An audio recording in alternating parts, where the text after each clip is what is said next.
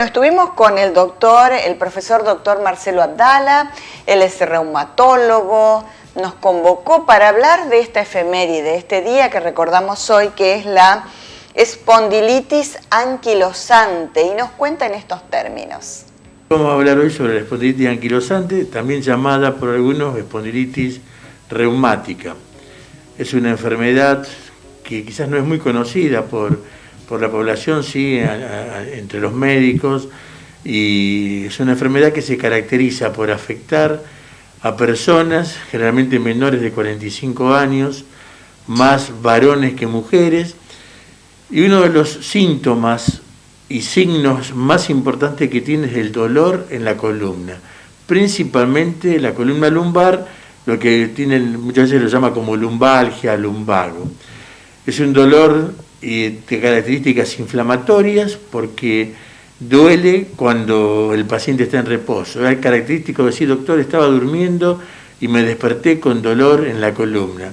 Se levantan, se mueven, caminan y el dolor desaparece. Ahora, lo importante de esto es poder llegar a un diagnóstico temprano, porque el dolor lumbar es frecuente. Seguramente usted que nos está escuchando ha tenido alguna vez dolor lumbar, y en la mayoría de los casos no va a ser una espondilitis anquilosante, pero a veces se piensa que es por una posición, por un deporte. Sin embargo, cuando esto se mantiene o se repite, o es esta característica, una persona menor de 45 años, varón, que lo despierta de noche el dolor, tendrá que consultar al médico para que lo oriente si es o no es, o si hay que pedir algunos estudios para saber si realmente es una espondilitis reumática. Claro, yo pensaba en eso, ¿no? Mientras usted hablaba. A veces uno se despierta con un dolor lumbar que dice, bueno, una lumbalgia, hice una mala fuerza, y toma por ahí un analgésico, pero en este caso, tomando un analgésico no se pasaría. No, está muy buena la pregunta que está haciendo Dorita, porque eso es lo que pasa. A veces está ese dolor, se puede tomar un antiinflamatorio en el principio y puede aliviar el dolor.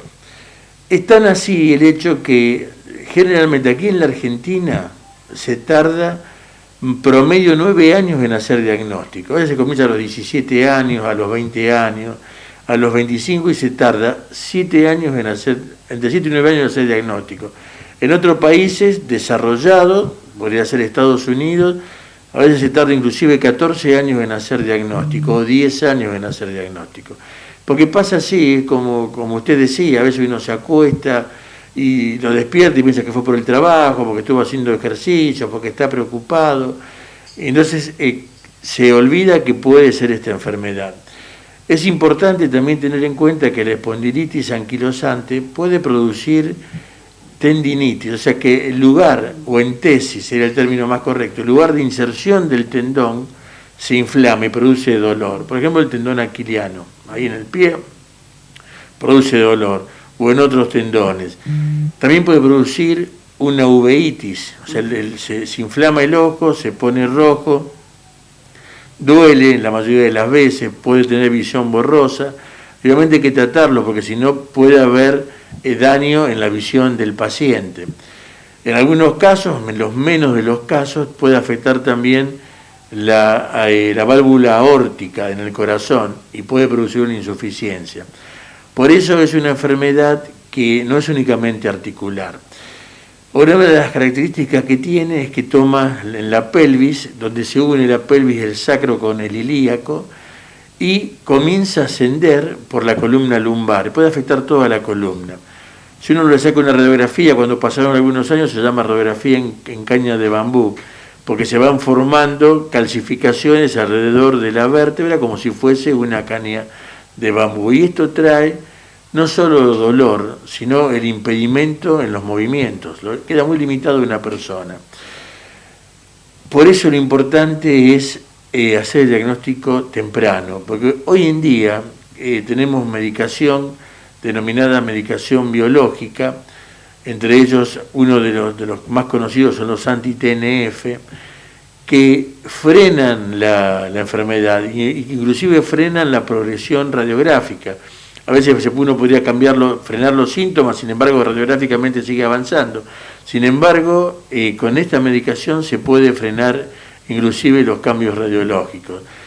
No es lo mismo tomar un paciente que comenzó hace 2 o 3 años, un paciente que lleva 20 años con la enfermedad. Va produciendo que el paciente se va arqueando hacia adelante, flexionando las piernas, la columna dorsal, se llama la posición del esquiador, porque realmente toma la posición como si la persona estuviera esquiando. Así que usted, al ver ya a la persona, si viene con la enfermedad, usted ya se da cuenta por la parte, digamos, como usted nos dice, del esquiador. Usted ya parece una médica reumatóloga más que una periodista. Los médicos, todos los médicos, no importa la especialidad que se tenga, la mayoría del diagnóstico se hace con la historia clínica, con el interrogatorio. Sin embargo, pedimos también estudios complementarios para reafirmar lo que uno puede pensar en el primer contacto con el paciente. Uno va a pedir análisis, son importantes los análisis, en esto lo que llamamos reactantes de fase aguda, como es la proteína C reactiva y otra sedimentación, que van a estar aumentados, más allá que uno pide todos los análisis, ¿verdad?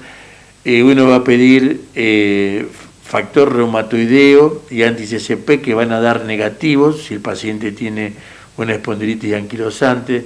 En algunos casos se puede pedir inclusive el estudio de histocompatibilidad que tiene el paciente, buscando un estudio genético que se llama HLA-B27, que en el número importante de pacientes va a dar positivo, aunque también puede dar positivo en pacientes que están sanos, pero más predisponentes en estas personas. Uno va a pedir una radiografía de la columna, de la pelvis, y en caso que quede en duda uno puede pedir una resonancia para terminar de diagnosticar al paciente. Bueno, doctor, y lo bueno de esto es que tiene un tratamiento, como usted dice, que puede ayudar a la persona a vivir sin dolor. Exactamente.